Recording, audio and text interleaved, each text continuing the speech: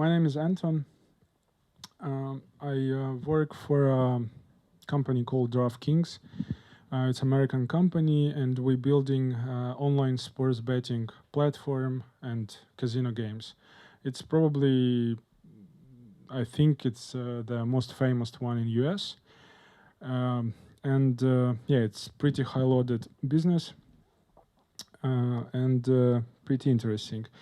In addition to my official job, I worked for the open source project NBomber, which I will present today. And also recently I started working on StereoDB. It's super fast in-memory database, specially designed for building stateful services. Yeah, we use F# and many other top-notch technologies. I will start with a short intro. Some times ago, maybe 5 years ago, we started remodeling our business and remodeling our domain, our solution. And we faced that during high load, we have issues. And we needed to choose proper technology stack, choose proper database. And at that time, I remember I played with many different new SQL, distributed SQL, NoSQL, whatever you call it, databases. I don't know if it's visible for you, but this is our latent throughput, basically load that we got from one US state. Probably it was New York. On update rate, we have 2 kRPS on user query, like pool queries rate. We have 3-4 kRPS per sec. And our problem actually is that we're returning very big payloads. When you try to model this workload on any database, you will see that it will just can't handle it. For example, if you try to run very stupid, simple queries like this on Redis, Redis will give you probably, I don't recall, maybe 70 something, maybe 1000 RPS or so. So even like such type of system like Redis, pretty fast, they can't normally handle this. And we actually end up building our own store, and we're using stateful services. And in order to handle this load, we actually, at peak time, we have maybe 5, basically to handle the whole New York, we run maybe 5 up to 10 nodes with this CPU and this RAM. So you can try with any other database, you will see you need, for example, to run maybe hundreds nodes. I recall we ran MongoDB, and MongoDB with such payloads gives you maybe 70 RPS. It's not even 1000. Basically, at that time, I just faced the issue that I need a tool that will help me to run any workload that I want to model and basically test it. So this is how I started building NBomber. Agenda for today, NBomber basics, and then I will demonstrate cluster feature. So I will start with basic abstractions. NBomber, as many other tools, load testing tools, I mean, gives you the abstractions like scenario and steps. Scenario basically represents the user workflow, and steps user actions. For example, like this, you see you can have one scenario and like get GVT, login step, and then logout step. Okay. On the code level, it will look like this. So you have scenario, then you create it, and here you have basically Lambda function. I'm actually giving these examples in C# since it's more straightforward for majority of people. Yeah, here is we have a Lambda functions, and basically what it does, what NBomber does, it measures this how long this Lambda function was executed, and you can put anything here: WebSockets, SQL database queries, Redis, whatever you want. Then yeah, at the end you define the response. It can be either OK or fail, and register scenario in NBomber runner and run it. This is how steps looks like. For more advanced use cases, you will need to have abstractions like a step, which gives you some granular executions of user actions. You can introduce some pauses between these steps, but basically here's example. We have a step login and then step logout. And the flow will go from here to the down and then repeat constantly during, based on your duration, what you will set. Basically, NBomber measured these two Lambda functions and this one as a global one. And you will see on the statistics, you will see how long it takes to handle login step, then logout, and then, for example, how long it takes to execute the whole flow for the user. Then I mentioned already, NBomber provides you these objects like or records, response OK, response fail.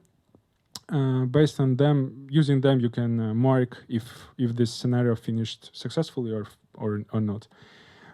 You can enrich these things and you can put more information like how much bytes was transferred, some status code, some error message, whatever you decide. This is how it modeled. It's in F#. Response basically contains status, is error, and payload is data that you can set into response message to later on extract this data and do with this data something to validate it or to pass to another steps. Yeah, we come to the slides where I'm explaining the how response type works. Here, for example, we have a steps. These steps, let's say it finished successfully. We put some payload. And here we can validate if payload is some or is none. Basically, check on null, if it's empty or not. And if it's not empty, you can do something with this. You can take the data, validate, throw exception, whatever you decide. This is how we can share data between steps. One thing, as I mentioned here, it's a response type. Basically, you specify data into response and then you extract, and you can extract in another step, for example. This is most, I think it's most straightforward. But then also we support this using regular variable, basically closure, and you can write set data into variable and then reuse it in some other place. And third one, we support some dictionary. You can set some data what you want to set and then extract in some other steps or just from scenario. Yeah. Also, NBomber scenarios support initialization, cleaning phases. You can basically get some GVT token, for example, in order to start loading, or you can just fetch data from some database, create some random users, or fake users, sorry, and then clean your playground database or something like this. Yeah, this is an example. Like you can define some GVT. For example, if it will be global GVT, you can on init step on init Lambda, you can populate it and then use it. And this is assertions. Basically, NBomber it's just basic library. You can integrate it with any popular. You can run it like a standalone process, but also you can wrap it in some popular whatever you use .NET unit test framework, XUnit and unit. And then just write such tests, run them, and apply assertions. Yeah, yeah. This is HTTP, and this is how basic HTTP can look like. We define HTTP client. Basically, per scenario, you should have one single HTTP, and you can just share it. And yeah, NBomber has some plugin. It's a NuGet package NBomber HTTP basically. And this package gives you this kind of extensions to build HTTP messages and then method send, and then you have response. You can do something with this, validate. It's pretty straightforward, I would say, and simple to use. You can check headers. Basically, NBomber regarding HTTP, it works with general .NET HTTP request message, .NET HTTP response message. So whatever is available for you in .NET, you can just use it here. Yeah, let me just show you some basic stuff. I think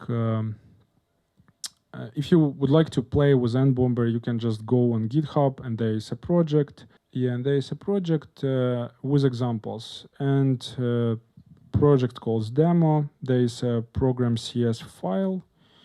You can open it, and here you will find just a list of examples. They ordered. Let me zoom in a bit. Oops. Sorry, I'm trying to zoom in, but for some reason, Control+ stopped worked in my. Yeah, is it? I don't know. Is it visible for you? Probably not, right?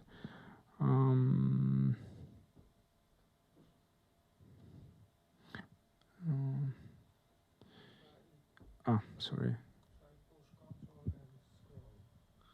Maybe. Yeah, works.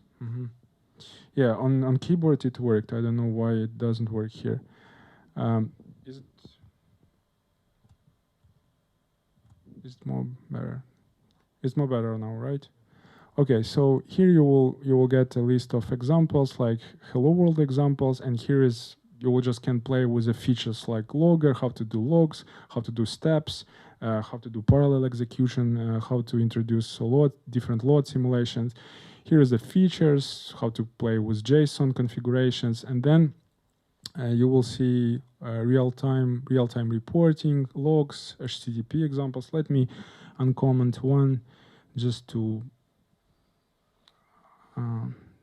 show you some very basic stuff. So yeah, this one is simple HTTP, and let's look what we do here. So we have a scenario, we create request, that's it, we specify we don't need any warm-up, and here is our load simulation. I will later mention about this, and then we register NBomber scenario, and here I'm using additional plugins like HTTP metrics plugin that grabs some performance counters from HTTP stack, and some ping plugin.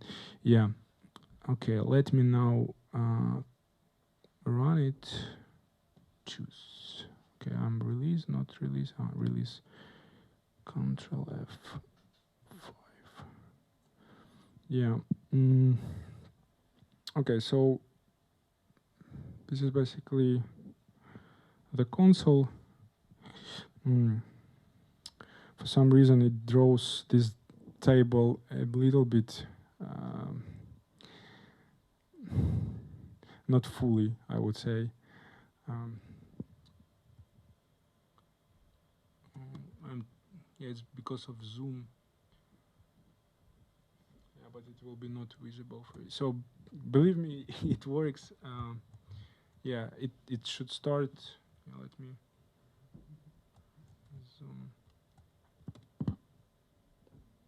I will rerun it again, just with a little bit different font size. Yeah, probably it will be now better visible. Yeah, actually it will start drawing the console table, and after I think 10 seconds or so, it will grab a new statistics, and it will start. Yeah, sorry, it just barely visible, but it draws the statistics for scenario, and also it draws .NET process statistics. You can see here like how many HTTP connections opened, how many data was transferred, CPU load, memory load, how many times GC, how many memory allocated by garbage collection, all these type of things. And the end, you will get the HTML report. Yeah, on this report you can have you get a summary, you get the statistics, how many everything about metrics like throughput, latency, and then you have you will be able to get throughput, latency. You can zoom something, for example. Yeah, and explore what happened. Yeah. Also, you get the .NET metrics, and you will see like CPU usage here, HTTP connections. Yeah, sorry for visibility, but I don't know, the quality of display, the quality of all this looks a bit junky. Yeah, that's it regarding HTML report and basics of NBomber. Yeah, let me now go back to and discuss different things. Yeah, I mentioned parallelization. Basically, in NBomber, every scenario runs as .NET task. You can think about this as a thread, but basically it's .NET task, which is very cheap. And in order to introduce parallelism, you basically, what NBomber does, it allows you to run multiple tasks as a copies of every scenario. And by this, you actually introducing parallelism.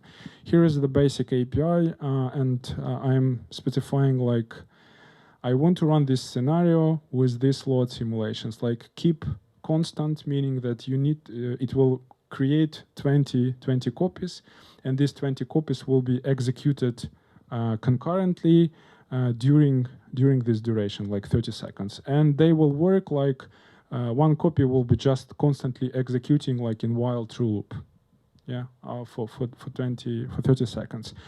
Another popular options is when you test open systems like HTTP servers, you usually use rates. You usually use a rate, and NBomber allows you to use simulations, what's so-called inject, where you specify, for example, rate 50 means that 50 tasks or 50 copies of this scenario will be created and then started, and then in 1 second interval, yeah, another portion, another 50 copies of scenarios will be created and executed. So this is basically what people use for testing some open systems like HTTP servers, where you don't control how many users actually you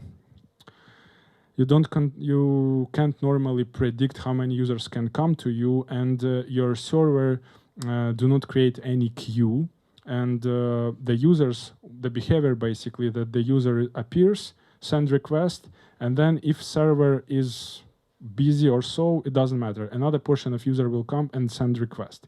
With this type of system, previous one, it's what's so-called closed type of system. It's usually useful for testing databases, where you have very finite, predictable number of clients. You run them, they open connection, for example, if it's Redis or so, open connections, and then they keep this connection and reusing and just sending bytes like forward, back, that's it. So this is a little bit different type of workloads. And with NBomber, you can cover it. Also, with NBomber, you can run multiple scenarios.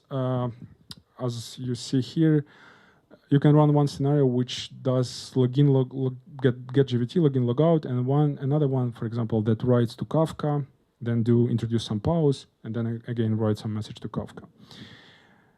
Yeah, this is how you do this. You just register scenarios, different scenarios, and NBomber will run them in parallel. Yeah. Now, the cluster, the part about cluster. So, NBomber supports clustering mode, and there is two main things. One thing is dependency, and NBomber is depending on NATS message broker. It's a pretty good message broker, very fast, very easy to install, and it supports all popular protocols, and it's simpler than Kafka, and plus it supports also streaming like you do with Kafka or you. Yeah, that's about nets. Another thing, NBomber introducing two roles. One is agent role, and one is coordinator.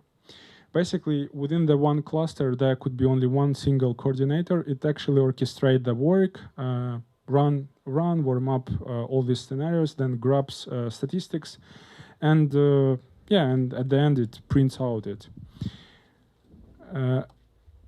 This is the configuration that you need to define before you start with cluster. Here is the configuration, and I'm specifying that I will use NBomber, test suite, test name. Here is coordinator, and here I'm specifying what scenarios I will run on coordinator. Usually, folks don't run any scenario on coordinator because it doesn't make much sense, because it will just overload coordinator.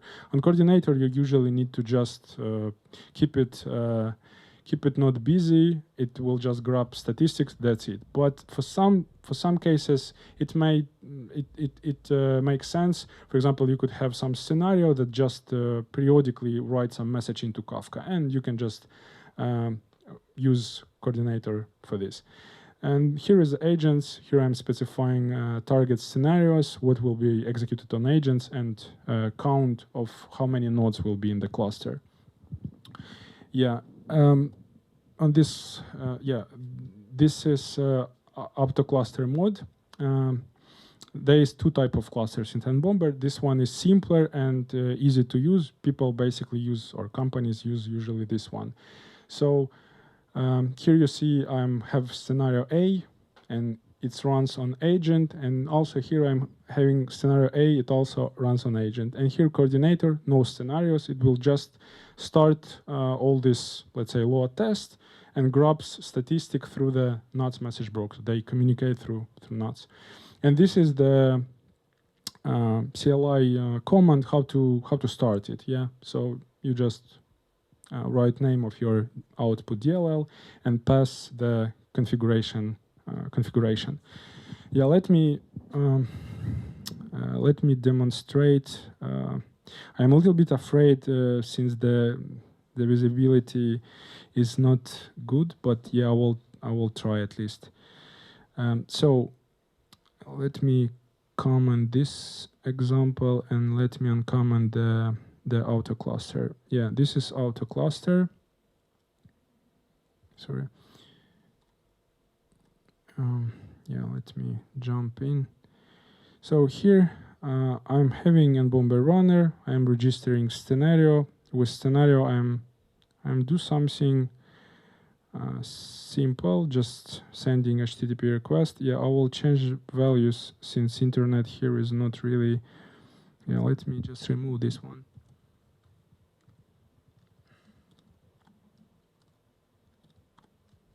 Yeah, okay, looks good.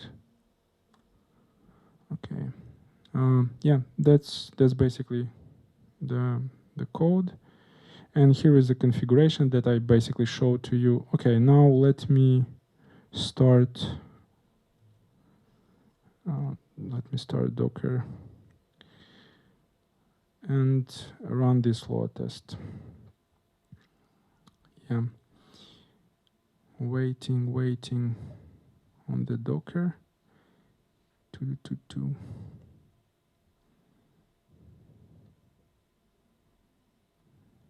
Did I start it? Okay, cool.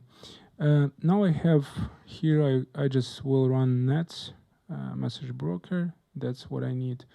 And now I can run single. In this cluster, I will run just 2 nodes. Yeah. So the first one is started, and it writes that leader election, new leader. New round started, and it says that the current node can be candidate, but it waits for another nodes to be available to basically group the quorum. So I need to run another one, and yeah, now 2 nodes are available. This second node will probably be coordinator. They use leader election. Based on nuts, and some of them just votes that I will be leader. So here you see this one is started, and this one is coordinator. The previous one is started as agent. Yeah, it wrote here that NBomber started as agent. Yeah, and now they 2 kind of bombing together. So at the end they will finish, and we will get the final aggregated statistics. Yeah, I also prepared similar things, but with more agents. For example, here in Kubernetes, I have a cluster, and it's configured to run 6 nodes in cluster. So I will start 5 of them right now. Yeah, this internet makes me unhappy. Okay, scale it. So now we'll see 5 pods will appear here. Yeah, and actually, if I will go to their logs, we will not see. Yeah, we will see that they actually waiting on the leader, because they configure it to run 6 nodes in cluster, and they will start another round of leader election and wait because they see there is no enough nodes. I will add one more. Let me add 6. Yeah. And now if I will go back, and the latest one will be a leader. Okay, let me choose how to refresh. So they will now try to see each other. Yeah, now he's a leader. He is coordinator, basically a leader, and now he's just started the load test. Yeah, that's pretty it about the cluster. I will just mention that NBomber also support a little bit more advanced setup, and this is what we used in our company also. It's a manual cluster. This cluster type allows you, it works without leader election. You manually, when you run some process, you manually specify that this process will run as agent and this one will run as coordinator. Basically, if you have, I don't know, 200 nodes, all these 200 you start as agents, and only single one you start as a coordinator. And the point of this manual cluster is that you can you can kind of choose the placement of scenario. You can have a different set of nodes that they will run different set of scenarios. For example, on this agent group nodes, you will run scenario A from this type of nodes. For example, when we tested MongoDB, some of our nodes just executed reads queries, and some set of our nodes executed writes query. And basically, with this type of, let's say, manual cluster, you can configure your cluster in such a way that allows you to do such type of tests. It's more advanced because this one, auto cluster, it's more easy to run. You don't need to choose who will be coordinator. There is a leader election that happens on the background, but it's a little bit simpler and not so flexible. You can't basically set where the scenario will be placed. You don't have this control. With manual cluster, you have a control for scenario placement. Another thing that will come when you start working with a cluster that you will need to have an ability to work with some set of data on specific type of nodes. For example, basically you will need to have a data partition, and NBomber automatically does this. As for example, if you worked with Kafka also supports when you work with consumer groups, it gives you some partitions. It assigns automatically some partitions to your Kafka consumers. And NBomber does similar things. It inside of scenario, you will receive the partition number, and based on this partition number, you can understand what data range is assigned to you and what users, for example, will be assigned to you. Yeah, that's it about cluster, and basically that's it about my presentation. So thank you. If you have any questions, please, I'm open.